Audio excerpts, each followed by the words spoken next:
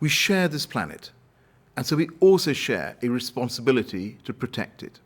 But we can only do so if we work together and each play our part in urgently tackling climate change.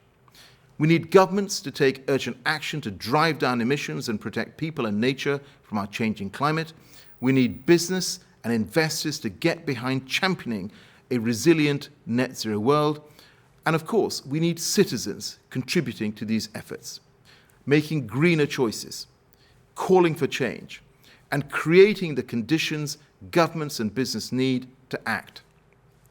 And that is why each of these groups will be a part of COP26, the United Nations Climate Conference that we will be holding in Glasgow in November, and why there will be dedicated days on public empowerment, on finance and gender, alongside the negotiations between governments, and why civil society and indigenous peoples will have a strong presence at the summit, including the Global Assembly, which will be represented at COP26 in the Green Zone, run by the UK government.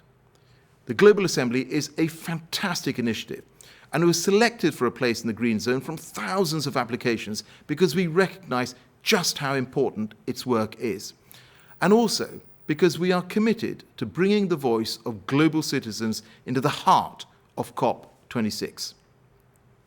As someone who was born in India and who spent time as International Development Secretary, I'm determined that COP26 will deliver for countries and communities most vulnerable to climate change, and that we will hear from citizens from every corner of the globe as part of a truly inclusive summit where all voices are heard. That is what this Assembly helps to provide. It creates that vital link between local conversations and a global conference. So I wish everyone listening the very best of luck with your discussions, and I urge you, as I indeed urge world leaders, to keep in mind the latest science, particularly the latest report by the IPCC, which shows all too clearly that we are running out of time to avoid the worst effects of climate change.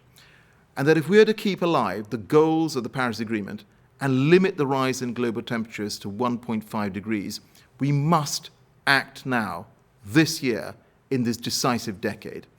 And I urge you to consider these facts, this urgency in your discussions, and to reflect it in your recommendations, which I very much look forward to hearing. Thank you, and all the very best for your discussions today.